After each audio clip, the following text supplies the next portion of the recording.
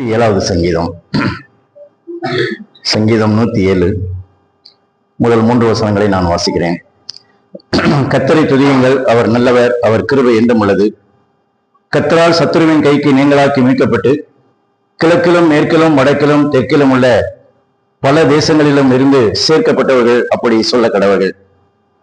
இந்த காலை வேளையிலே தேவ சமூகத்திலே சபை கூடி ஆராதிக்கிற நாம் ஆண்டவரை துதிப்பதற்கு ஏராளமான காரியங்கள் வேத புத்தகத்திலும் சொல்லியிருக்கிறது. நம்முடைய தனிப்பட்ட வாழ்க்கையிலும் நாம் அதை அனுபவித்திருக்கிறோம். எனவே அவரை துதிக்கிறோம். இப்படிமாக இந்த வாக்கியங்களிலே சங்கீதக்காரர் முதலாவது சொல்கிறது, கர்த்தரை துதியுங்கள் என்று நான் வேதத்திலே வாசிக்கிறோம். இந்த உலகத்திலே துதிக்கப்படத்தக்கவர், ஆராதிக்கப்படத்தக்கவர் கர்த்தர் ஒருவர் மாத்திரம்தான்.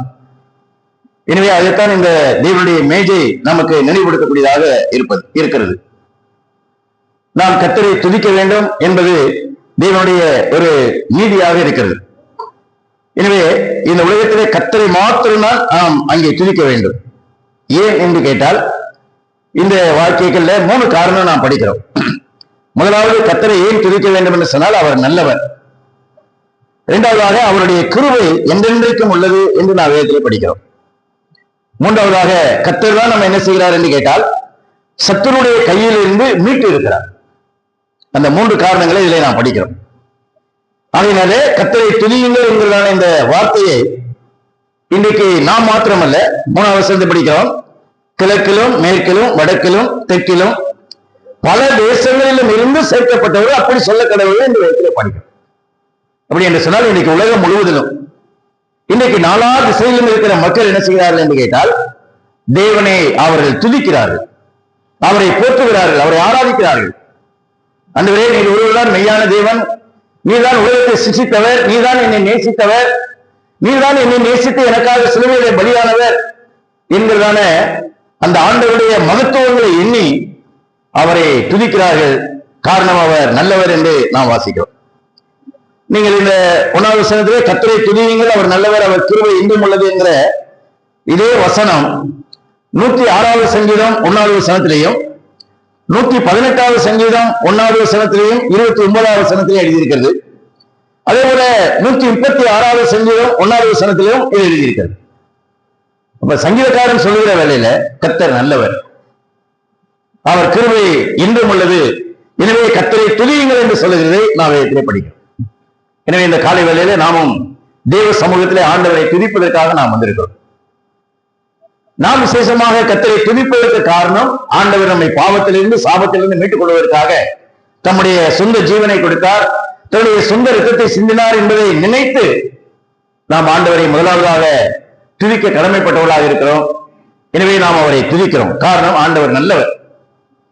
நீங்க பைபிளை வாசிக்கிற வேளையில இந்த 2 நாளாமும் 5ஆம் அதிகாரம் 13வது வசனத்துல கூட சாலமோன் அன்றைக்கு இந்த தேவனுடைய ஆலயத்தை கட்டின பிறகு அவன் இந்த தேவனுடைய ஆலயத்தில் என்ன செய்கிறான் என்று கேட்டால் ஆண்டவரை துதிக்கிறான், தொழுது கொள்கிறான்.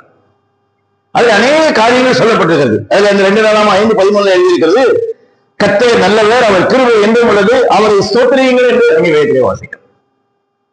இங்கே சங்கீதத்திலேயே சங்கீதக்காரன் சொல்வதையும் வாசிக்கிறோம்.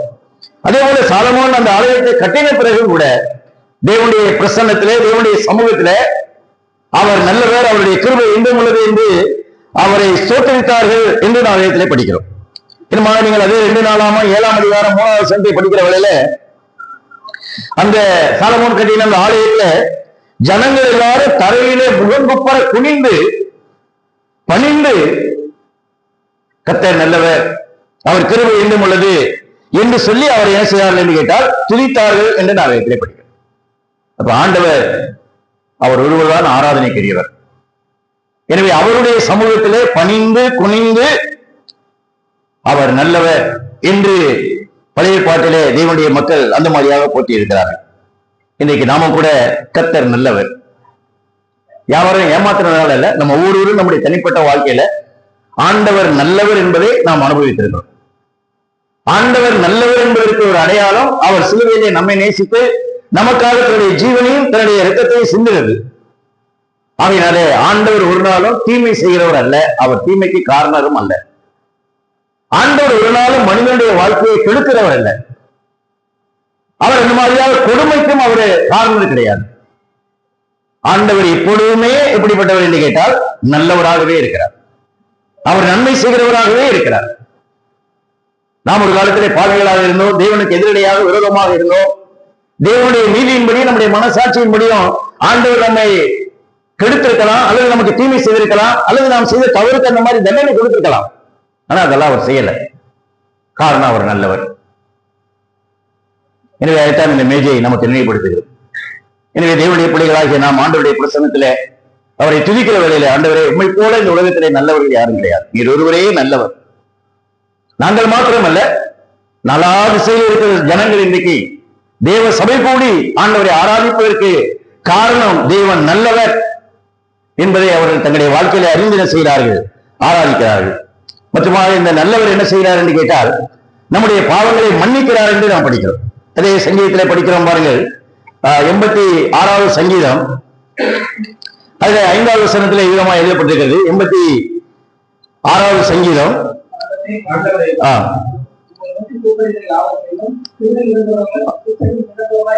ஆண்டவரே நீ நல்லவரும் மன்னிக்கிறவரும் என்று வாசிக்கிறோம். ஆண்டவர் நல்லவராக இருக்கிறதுனால நம்ம என்ன செய்திருக்கிறார், நம்முடைய பாவங்களை மன்னித்திருக்கிறார். இந்த உலகத்தில் அநேகர் மன்னிக்க மனமற்றவர்களாக, மனிதன் செய்த தவறுக்கு அவனுக்கு பதிலுக்கு பதில் செய்யணும். அங்கே நீதி இங்க கிடைக்கிறதுனால என்ன செய்யறான், எவ்வளவு பணம் செலவு பண்ணாலும் சுப்ரீம் கோர்ட் வரைக்கும் போறான். ஆனால் ஆண்டவர் நல்லவராக இருக்கிறபடினாலே நம்மை மன்னித்திருக்கிறார். அதுதான் மேஜை நமக்கு நினைவுபடுத்துகிறது. கர்த்தர் நீர் நல்லவரும் மன்னிக்கிறவரும் என்று தேவனுடைய வசனத்தை படிக்கிறோம். அதே அதிகாரத்திலே பாருங்கள், 86ஆம் சங்கீதம் 15வது வசனத்துல, ஆனாலும் ஆண்டவரே நீர் மன உருக்கமும் இரக்கமும் நீடிய பொறுமையும் பூரண கிருபையும் சத்தியம் உள்ள தேவன். இப்ப தேவன் யார்? நல்லவர். தேவன் யார்? மன்னிக்கிறவர். தேவன் யார்? அந்த மாதிரியாக மன உருக்கம் உள்ளவர். தேவன் யார்? இரக்கம் உள்ளவர், நீடிய பொறுமை உள்ளவர், பூர்ண கிருபை உள்ளவர், சத்தியம் உள்ள தேவன். அதனால இவர் நல்லவர்.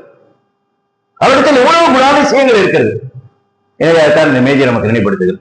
நம்ம நல்லவர்கள் கிடையாது, ஆனால் தேவன் நல்லவராக இருந்தபடினாலே நம்மை மன்னித்தார், நம்மையில மன உருகினார், நமக்கு என்ன மாதிரியாக இரக்கம் காண்பித்தார். அவர் நம்ம என்ன செய்தார்? நீடிய பொறுமையுள்ளவராக இருந்தார் என்று நாம் வாசிக்கிறோம். எனவே கர்த்தரை துதியுங்கள். காரணம், முதலாவது அவர் நல்லவர். இரண்டாவதாக நாம் அந்த வேத பகுதியிலே படிக்கிறோம், அவருடைய கிருபை என்றும் உள்ளது என்று நாம் தேவனுடைய வசனத்தை வாசிக்கிறோம். தேவன் நல்லவர் மாத்திரமல்ல, தேவன் கிருபை உள்ள தேவன். தேவன் அந்த மாதிரியாக தயவு செய்யக்கூடியவராக இருக்கிறார். தேவன் அந்த மாதிரியாக கிருபை உள்ளவராக இருக்கிறபடியினால்தான் அவர் என்ன செய்யவில்லை என்று கேட்டால் நம்மேலே கோபம் கொள்ளவில்லை. வேதத்திலே நாம் படிக்கிறோம், அந்த மீகா 7ஆம் அதிகாரம் 18வது வசனத்தை நீங்கள் வாசிக்கிற வேளையில, அவர் கிருபை செய்ய விரும்புகிறபடியினாலே என்றென்றைக்கும் கோபம் வைக்க மாட்டார் என்று எழுதியிருக்கிறது அந்த வசனத்திலே. மீறுதலை மன்னிக்கிற தேவரீருக்கு ஒப்பான தேவன் யார்? அவர் கிருபை செய்ய விரும்புகிறபடியால் என்றென்றைக்கும் கோபம் ஐயா என்று வேதத்திலே வாசிக்கிறோம். கோபம் என்று சொன்னால், தேவ கோபம் என்று சொன்னால் அது பாவத்துக்கு எதிரான ஒரு தன்மை. தேவ கோபம் என்று சொல்றது பாவத்துக்கு எதிரான ஒரு தன்மை. அப்ப தேவன் என்ன செய்திருக்கணும்? நம்முடைய பாவத்தை பார்த்து நமக்கு எதிராக என்ன செஞ்சிருக்கணும்? அதே மாதிரியாக கோபப்பட்டிருக்கணும், அல்லது நம்ம எதிர்த்திருக்கணும். அதே வேளையில் அவர் என்ன செஞ்சிருக்கணும்? நம்ம தண்டிச்சிருக்கணும். பாவம் தேவனுக்கு எதிரானது. அதுதான் நாம் செய்த பாவத்தினால தேவன் கோபம் கொள்ளணும். ஆனா ஆண்டவர் கொள்ளல. அதான் அந்த வாக்கியத்தில் அவர் கிருபை செய்ய விரும்புகிறபடியால் என்றென்றைக்கு அவர் என்ன செய்ய மாட்டார் என்று கேட்டால் நம்மை கோபம் வைக்க மாட்டார். நாம் தேவனுக்கு எதிராக செயல்பட்டாலும், தேவனுக்கு எதிராக நாம் அந்த மாதிரியாக நடந்தாலும் அவர் கிருபை செய்ய விரும்புகிறபடினால் என்று வாசிக்கும். நம்ம விரும்பல, ஆனால் கிருபை செய்ய விரும்பினபடினாலே அவர் பரலோகத்தை விட்டு இந்த பூலோகத்துக்கு வந்தார். சிறுவையிலே நம் ஒவ்வொருவருக்காக, சர்வலோகத்தினுடைய இந்த பாவத்துக்காக அவர் என்ன செய்தார் என்று கேட்டால் கிருபாதார பலியாக என்ன செய்தார்? மரித்தார். அவர் கிருபை செய்ய விரும்புகிறவர் என்று வாசிக்கிறோம். இன்னும் 1 யோவான் 2ஆம் அதிகாரம் 2வது வசனம் பாருங்க. 1 யோவான் 2ஆம் அதிகாரம் 2வது வசனம், நம்முடைய பாவங்களை நிவர்த்தி செய்கிற கிருபாதார பலி அவரே, நம்முடைய பாவங்களை மாத்திரமல்ல சர்வலோகத்தின் பாவங்களை நிவர்த்தி செய்கிற பலியாயிருக்கிறார். ஆண்டவர் கிருபை செய்ய விரும்பினார், பரலோகத்தை விட்டு இந்த பூமிக்கு வந்தார். ஆண்டவர் மேல் கிருபை வைத்தபடியினாலே நாம் தண்டிக்கப்பட வேண்டிய இடத்திலே நம்முடைய பாவத்தை நிமித்தம், நம்முடைய சாபத்தை நிமித்தம் அவர் என்ன செய்தார்? சிலுவையிலே தன்னையே பலியாக ஒப்புக் கொடுத்தார். தன்னுடைய சொந்த ஜீவனை கொடுத்தார். தன்னுடைய சொந்த ரத்தத்தை சிந்தி சிலுவையிலே தன்னையே பலியாக்கினார். அதான் நீங்க வாசிக்கிறோம். நம்முடைய பாவங்களை மாத்திரமல்ல, சர்வலோகத்துடைய பாவங்களை நிவர்த்தி செய்கிற கிருபாதார பலி அவரே. எனவே இன்னைக்கு நாலாவது திசையில் இருக்கிற மக்கள் அன்றைய உடைய கிருபை பலியினாலே, உடைய கிருபையினாலே பாவம் மன்னிக்கப்பட்டு தேவ சமூகத்திலே தேவ சபையிலே கூடி வந்து உண்மை ஆராதிக்கிறேன் என்று சொல்லி இன்னைக்கு நாம் மாத்திரமல்ல, உலகம் முழுவதும் இருக்கிற மக்கள் என்ன செய்கிறார்கள் என்று கேட்டால் அவருடைய கிருபையை நினைத்து என்ன செய்கிறார்கள்? அவரை போற்றுகிறார். அதனால இந்த மேஜை தேவன் நமக்காக கிருபாதார பலியானார் என்பதை நினைவுபடுத்தக்கூடியதாக இருக்கிறது. எனவே அவருடைய கிருபை என்றும் உள்ளது என்று வேதத்திலே வாசிக்கிறோம். அவருடைய கிருபை நிமித்தம் என்ன செய்திருக்கிறார் என்று கேட்டால் நம்முடைய வாழ்க்கையில அதிசயம் செய்திருக்கிறார். மறுபடியும் பாருங்கள், 107 சங்கீதம் அதுல 9வது வசனத்திலே படிக்கிறோம். 107 சங்கீதம் 9வது வசனம் பாருங்கள். அவருடைய கிருபையின் நிமித்தமும் மனுபுத்திரனுக்கு அவர் செய்கிற அதிசயங்களின் நிமித்தமும் அவரை துதிப்பார்களாக. துதிப்பதற்கு இரண்டாவது காரணம் அவருடைய கிருபையின் நிமித்தம். ஆண்டவருடைய கிருபையின் நிமித்தம் மனுபுத்திரனுக்கு அவர் செய்த அதிசயங்கள் நிமித்தம் என்ன செய்வார்களாக? அவரை துதிப்பார்களாக. கர்த்தரை துதியுங்கள், அவர் நல்லவர். கர்த்தரை துதியுங்கள், காரணம் அவர் கிருபை உள்ளவர், கிருபாதார பலியானவர். அவருடைய கிருபையின் நிமித்தம், நம்ம வேற எதில்லை, ஆண்டவரே என்னுடைய காணிக்கை நிமித்தம் அல்லது நான் செய்த சில சடங்காச்சாரங்கள் அல்லது பக்திகளுக்கு ஆசாரங்கள் இதன் நிமித்தம் உங்களுடைய சமூகத்தில் வந்திருக்கிறேன், இதன் நிமித்தம் என்னை ஆசீர்வதியும் என்று சொல்வதற்கு அன்றைக்கு இன்றைக்கு நம்முடைய வாழ்க்கையில எல்முனை அளவு கூட தகுதி கிடையாது. ஆனால் ஆண்டவருடைய கிருபையின் நிமித்தம் அவர் நமக்கு செய்த அந்த அதிசயங்களை நிமித்தம் என்ன செய்கிறோம் என்று கேட்டால் அவரை அங்கே துதிப்பார்களாக இந்த வாசல். ஆண்டவருடைய கிருபை கெட்டவர்களாக இருந்த நம்மை நல்லவர்களாக மாற்றி இருக்கிறது. பாவிகளாக இருந்த நம்மை பரிசுத்தவான்களாக மாற்றி இருக்கிறது. அக்கிரமக்காரர்களாக இருந்த நம்மை இன்றைக்கு நீதிமான்களாக மாற்றி இருக்கிறது. பிசாசுடைய பிள்ளைகளாக, கீழ்ப்படியாமையின் பிள்ளைகளாக இருந்த நம்மை இன்றைக்கு தேவனுடைய பிள்ளைகளாக மாற்றி இருக்கிறது. எது? அவருடைய கிருபை. இதான் நம்முடைய வாழ்க்கையில் ஆண்டவர் செய்த மிகப்பெரிய அதிசயம். எனவே அதுதான் இங்கே செய்கிறார் சொல்லுகிறார். அவருடைய கிருபையின் நிமித்தமும் மனுபுத்திரனுக்கு அவர் செய்கிற அதிசயங்களை நிமித்தம் செய்வார்களாக, அவரை துதிப்பார்களாக. இதே வசனம் பாருங்க, அந்த 107 சங்கீதம் 16வது வசனம் பாருங்க, அதுலயும் இதேதான் எழுதியிருக்கிறது. அவருடைய கிருபையின் நிமித்தமும் மனுபுத்திரனுக்கு அவர் செய்கிற அதிசயங்கள் நிமித்தம் அவரை துதிப்பார்களாக. 21வது வசனம் பாருங்க, அவர்கள் கர்த்தரே அவருடைய கிருபையின் நிமித்தமும் மனுபுத்திரனுக்கு அவர் செய்கிற அதிசயங்கள் நிமித்தமும் அவரை துதித்து ஸ்தோத்திர பலிகளை செலுத்தி அவருடைய கிரியைகளை ஆனந்த சத்தத்தோடு என்ன செய்ய வேண்டும்? விரிப்பார்களாக.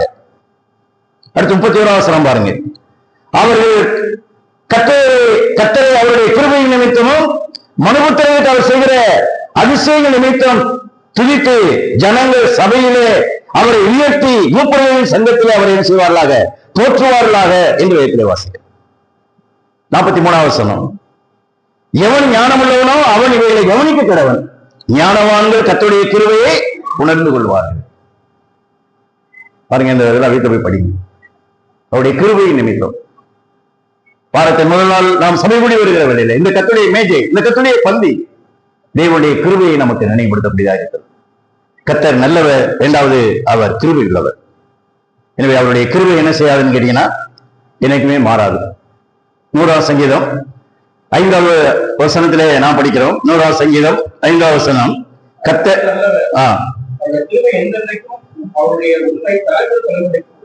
கர்த்தர் நல்லவர், அவருடைய கிருபை என்றென்றைக்கும் அவருடைய உண்மை தலைமுறை தலைமுறைக்கும் உள்ளது. தலைமுறைகளெல்லாம் மாறும், எத்தனையோ தலைமுறை உலகத்துல கடந்து போயிடுச்சு.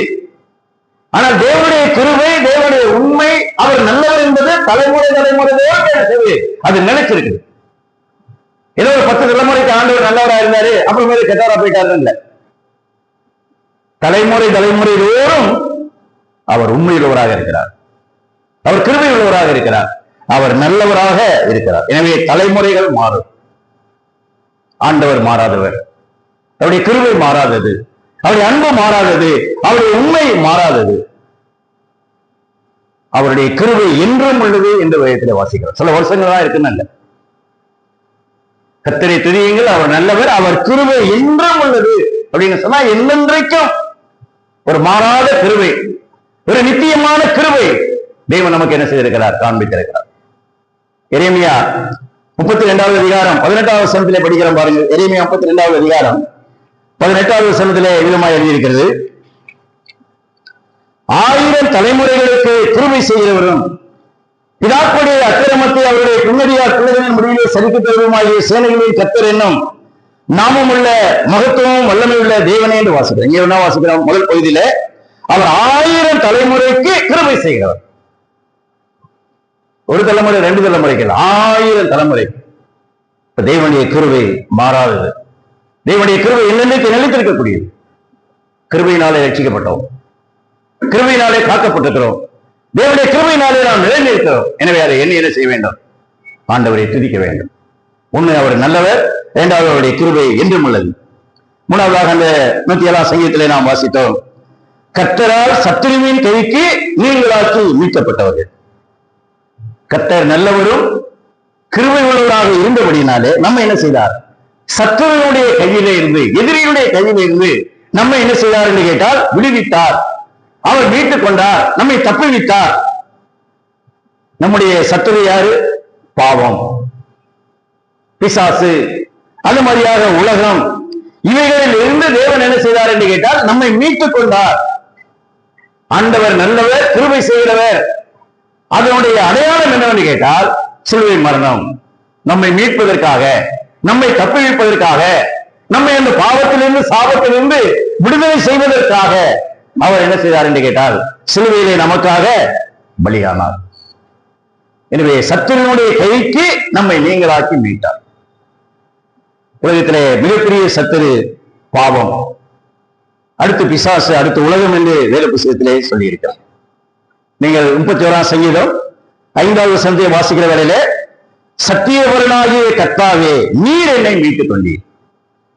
சத்தியவரனாகிய கர்த்தாவே நீர் என்னை மீட்டுக் கொண்டீர். நம்ம ஒவ்வொருவரும் தனிப்பட்ட நிலைமையில ஒரு ஒட்டுமொத்தமாக ஒரு குடும்பத்தையோ ஒரு நாட்டையோ அல்லது ஒரு தெருவிலே அல்ல, ஒவ்வொரு தனி மனிதனையும் தேவன் என்ன செய்கிறார்? மீட்டுக் கொள்கிறார். சத்தியவரனாகிய கர்த்தாவே நீர் என்னை மீட்டுக் கொண்டீர். அதனாலதான் அப்பத்தை நம்ம தனியா பிக்கிற வேளையில், ஆண்டவரே நீர் என்னை மீட்டுக் கொண்டீர், நீர் எனக்கு நல்லவர், நீர் என்மேல் கிருபை வைத்தீர். அதை என்ன செய்கிறோம்? நினைவு கூறுகிறோம். அப்ப ஆண்டவர் ஒவ்வொரு தனி மனிதன் மேலும் கரிசனை உள்ளவராக, அக்கறை உள்ளவராக, மனிதனை அந்த மாதிரியாக பாவத்திலும் அநியாயத்திலும் வாழ்ந்து அவன் அழிஞ்சு நரகத்துக்கு போட்டு விரும்புகிறவர், மனிதனை மீட்கிறவர், மனிதனை காப்பாற்றுகிறவர். அதைத்தான் இங்கே வாசிக்கிறோம். நீங்கள் 130ஆம் சங்கீதம் 7வது வசனத்தை வாசிக்கிற வேளையில, கர்த்தரிடத்திலே கிருபையும் திரளான மீட்பும் உண்டு என்று எழுதியிருக்கிறது. அவருடைய மீட்பு திரளான மீட்பு என்று வாசிக்கிறோம். எனவே பாவத்தினுடைய அடிமைத்தனத்தில் இருந்து தேவன் நம்ம என்ன செய்தார் என்று கேட்டால் மீட்டுக் கொண்டார். நம்மை மீட்பதற்காக, சத்துருடைய கையில் இருந்து நம்மை மீட்பதற்காக அவர் மீட்பின் கிரயமாக கொடுத்ததுதான் தன்னுடைய உயிர்.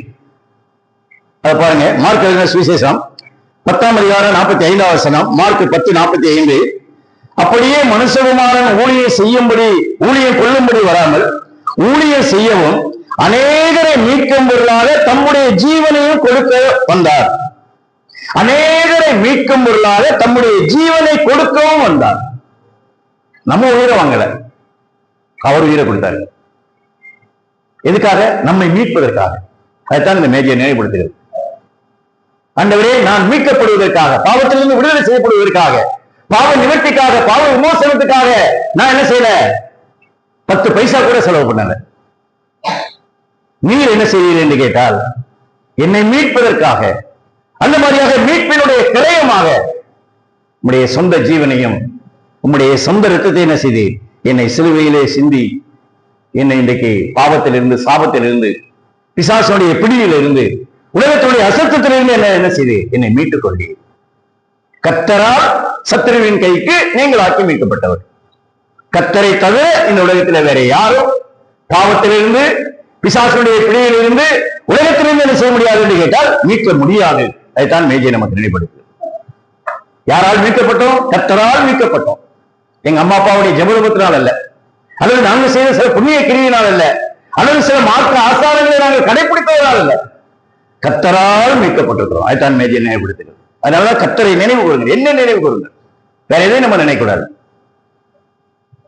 இன்னமாக நீங்கள் கலாத்தியர் 3ஆம் அதிகாரம் 13ஆம் வசனத்தை வாசிக்கிற வேளையில, கிறிஸ்து நமக்காக சாபமாகி நியாயப்பிரமாணத்தின் சாபத்திற்கு நம்மை நீங்களாக்கி மீட்டுக் கொண்டார். நியாயப்பிரமாணத்தின் சாபத்திற்கு நம்ம என்ன செய்தார்? நீங்களாக்கி மீட்டுக் கொண்டார். என்ன நீங்கள் தீத்து 2:14 வாசிக்கிறவர்களே, அவர் சகல அக்கிரமத்தும் என்று என்ன செய்தார்? நம்மை மீட்டுக் கொண்டார் என்று தேவனுடைய சந்தேகப்படி. எனவே கர்த்தர் நல்லவர், கர்த்தர் கிருபை உள்ளவர், கர்த்தர் நம்மை என்ன செய்தார்? அந்த மாதிரியாக மீட்டுக் கொண்டார். இன்னொரு வசனம் படிக்கிறோம் பாருங்க. எபிரேயர் நிருபம் 9ஆம் அதிகாரம் 12ஆம் வசனத்தில் விதமாய் படிக்கிறோம். எபிரேயர் 9:12. வெள்ளாட்டுக்கடா இளங்காலை இவருடைய இரத்தத்தினால் அல்ல, தம்முடைய சொந்த இரத்தத்தினாலே ஒரே ஒரு மகா பரிசுத்த ஸ்தலத்திலே பிரவேசித்து நித்திய மீட்பை உண்டு பண்ணினார். நம்முடைய மீட்பு நித்தியமானது, நிலையானது, நிரந்தரமானது. தலைமுறை தோறும் தேவனுடைய மீட்பு இருக்கிறது. ஆகையினாலே நித்திய மீட்பை உண்டு பண்ணினீர். நம்ம யாரும் உண்டாக்கல, அவர் தான் உண்டு பண்ணினார். அதான் மேஜை நினைப்படுத்துகிறது. காலை வெள்ளாட்டுக்கடா இவருடைய இரத்தத்தினால, நம்முடைய சொந்த இரத்தத்தினாலே நித்திய மீட்பை அவர் என்ன செய்தார் என்று கேட்டால் அவர் உண்டு பண்ணினார். ஆகையினால இன்றைக்கு கிழக்கிலும் மேற்கிலும் வடக்கிலும் தெற்கிலும் உள்ள உலகத்தில் இருக்கிற எல்லா ஜனங்களும் ஆண்டவரை துதிக்கிறார்கள். அவர்கள் சொல்லுகிறார்கள், ஆண்டவரே நீ நல்லவர், ஆண்டவரே நீ கிருபை உள்ளவர், ஆண்டவரே நீர் என்ன செய்தீர்? சத்துருடைய கையில் இருந்து மீட்டுக் கொண்டீர். ஆகையினாலே இன்றைக்கு நான் உண்மை ஆராதிக்கிறேன், இன்றைக்கு நான் உண்மை தொழுது கொள்கிறேன் என்று அவருடைய சமூகத்திலே குனிந்து முகம்புற விழுந்து அந்த மாதிரியாக தேவனை பதிந்து கொள்கிறார்கள் என்று நான் வேதத்தை வாசிக்கிறோம். எனவே இன்னைக்கு சர்வ பூமியிலும் உலகத்தில் இருக்கிற சர்வ ஜனங்களும் மீட்கப்பட்டவர்கள் எல்லாரும் என்ன செய்கிறார்கள் என்று கேட்டால் அவர்களை துதிக்கிறார்கள். பரலோகத்திலும் கூட துதிக்கிறார்கள். வெளிப்படுத்தின விசேஷத்துல நாம் வாசிக்கிறோம் பாருங்கள். வெளிப்படுத்தின விசேஷம் 5ஆம் அதிகாரம் 9ஆம் வசனத்தில் விதமாக எழுதப்பட்டிருக்கிறது. வெளிப்படுத்தின விசேஷம் 5ஆம் அதிகாரம் 9ஆம் வசனம். தேவரே புஸ்தகத்தை வாங்கவும் அதன் முத்திரைகளை உடைக்கவும் பாத்திரர்களாக இருக்கிறீர். ஏனெனில் நீர் அடிக்கப்பட்ட சகல கோத்திரங்களிலும் வாசைக்காரர்களும் ஜனங்களிலும் ஜாதிகளிலும் இருந்து எங்களை தேவனுக்கென்று உம்முடைய இரத்தத்தினாலே மீட்டுக் கொண்டு எங்கள் தேவனுக்கு முன்பாக எங்களை ராஜாக்களும் ஆசாரியர்களும் ஆக்கினீர். நாங்கள் பூமியிலே அரசாளுவோம் என்று புதிய பாட்டை பாடினார்கள். பார்த்தீர்களா?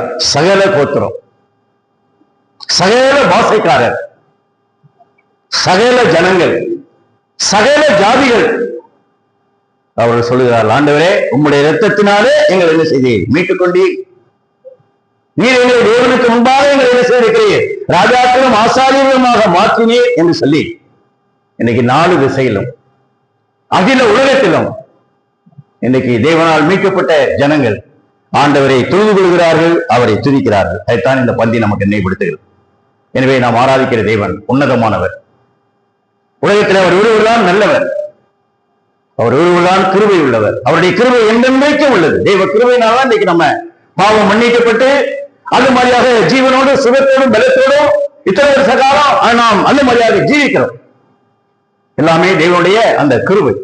அதோடு மாத்திரமல்ல, அவர் என்ன செய்தார்? நம்மை மீட்டுக் கொண்டார். நம்மை மீட்பதற்காக கிரயமாக தன்னுடைய சொந்த சரீரத்தை விட்டார், தன்னுடைய சொந்த ரத்தத்தை சிந்தினார், மரித்து அடக்கம் செய்யப்பட்ட 3ஆம் நாள் உயிரோடு கூட இருந்து இன்றைக்கும் ஜீவிக்கிறார். எனவே பரலோகமும் பூலோகமும் போற்றுகிற தேவன், அகில உலகமும் ஆராதிக்கிற தேவனை இன்றைக்கு நம்முடைய வாழ்க்கையில அறிந்து நாமும் இந்த இடத்துல அவரை ஆராதிக்கவும், அவர் நமக்கு ஆசீர்வதித்துக் கொடுத்த இந்த ஆசீர்வாதத்துடைய பந்தியில நாம் சபையாக குடும்பமாக தனியாக பங்கெடுத்து அவருடைய நாமத்தை துதிக்கக்கூடிய இந்த ஒரு நல்ல பாக்கியத்தை தேவன் நம்முடைய வாழ்க்கையிலே கொடுத்ததை எண்ணி அவரை துதித்து அவரை ஆவியோடு உண்மையோடு பரிசுத்த அலங்காரத்தோடு ஆராதித்து தகுதியான நிலைமையில அவருடைய இந்த பந்தியிலே பங்கெடுத்து அவருடைய பரிசுத்த நாமத்தை சபையாக நாம் மகிமைப்படுத்துவோம். ஆமென்.